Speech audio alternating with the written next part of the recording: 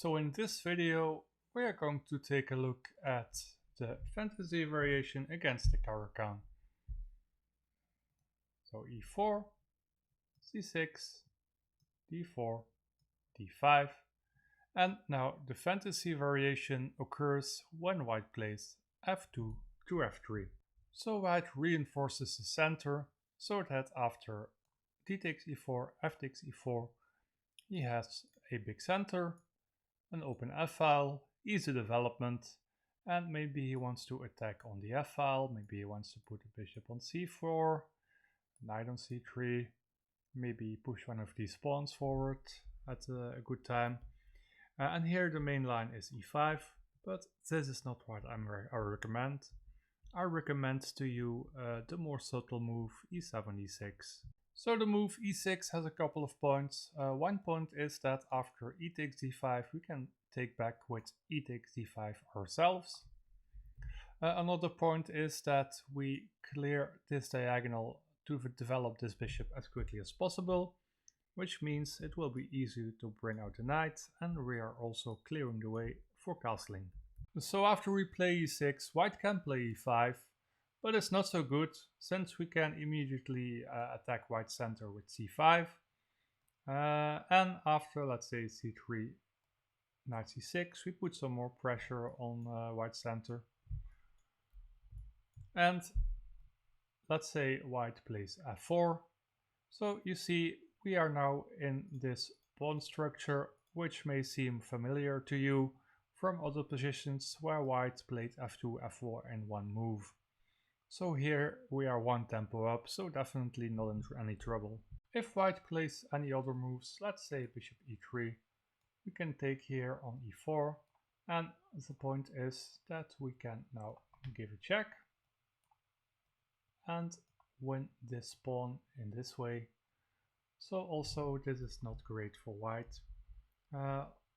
Always keep an eye on this h4 square and calculate if it's maybe a good idea to give a check there. So let's now move on to the main move, which is knight c3. Here it's very important to immediately play bishop b4. If you don't do this, then you might have some troubles with your development. Bishop b4 is, in my opinion, just the best move here. So just play here bishop b4. White can try a couple of moves now, and one of the more popular ones is bishop f4. And here I recommend the maybe not so obvious move knight f6, putting some more pressure on the center, and we want white to push his pawn to e5. So here white usually goes queen d3, covering this pawn and preparing to castle long. And in this position we play bishop e7. We anticipate the long castle by white, so that our bishop is gone once we start pushing these pawns on the queen side. So what happens when white castles long? Well, we can push b5, we can push our pawns. So and after, let's say, king b1, a5, our pawns are already rolling. This rook is already on a nice file, and also this knight can come in, and this bishop can maybe also come in with tempo after b4. So you can see we have a really nice attacking position here. After knight f6, white can of course also play e5, in which case we go with the knight to d7. Black will probably play a3. If he doesn't, we can keep the bishop on b4 for the moment, and if he does, we don't take on c3, but we drop the bishop back to e7. And what we want to do is play c5 next. For example, bishop d3, c5.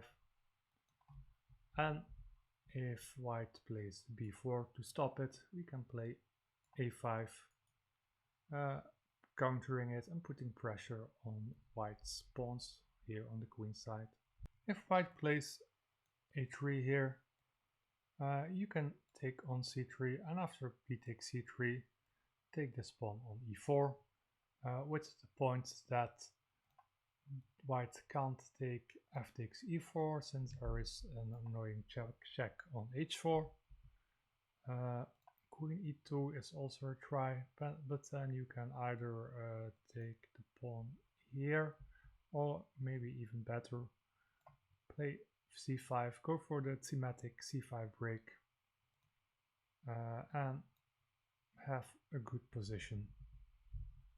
So here, after f takes e4, white has to find the very strange looking move knight h3, but then we can change our direction of the attack and attack this c3 pawn. White more or less has to go bishop b2, after which we can play knight f6, and after f takes e4, the queen is helping to cover this e5 square, and so it's very effective here to play e5 here, breaking up white's center. So let's say bishop d3, takes or castles. So castles, castles. And here you see we can also take out the knight on h3. So when we moved this pawn, it didn't only challenge the center, but it also freed this bishop, which means white probably has to play something like knight h2. And after, let's say bishop e2 here, we can take this pawn. Because of the pin, white has to take with the queen. And here again we have a very pleasant position. Finally, let's check out the main move, which is bishop d2. So here you see we've already developed the bishop, which means that we can now put our knight on e7, and after a3. Here taking doesn't make much sense, since we are not doubling pawns, we are not damaging white structure, not getting anything in return. So that means we can go bishop a5 here, and after, let's say b4, bishop b6. Here we attack the pawn, so white more or less has to play either knight e2 or bishop e3. But then we can go e5, and in case of knight e2, we can just castle and go e5 later. Maybe prepare it also with knight d7. H4 is a move, but it's not really scary. Just remember to stop it before the pawn reaches h6. So here already h6. Let's say white insists. So when white is attacking on the flanks, we strike in the center. And as you can see, white is not really developed very well here. Finally, let's take a look at what to do if white plays bishop d3 in this position. Then you can immediately go c5. And if white plays d takes c5, well, you can just take bishop takes c5. And if white plays a3, then you go bishop takes c3. White will probably recapture with the bishop. Then we close the position with c4, or close it temporarily. And here we go knight c6, white goes queen d2, and now we can go b5, let's say knight h3, castles long is very dangerous since our pawn's already here. And if castle's short, then we have to move e5,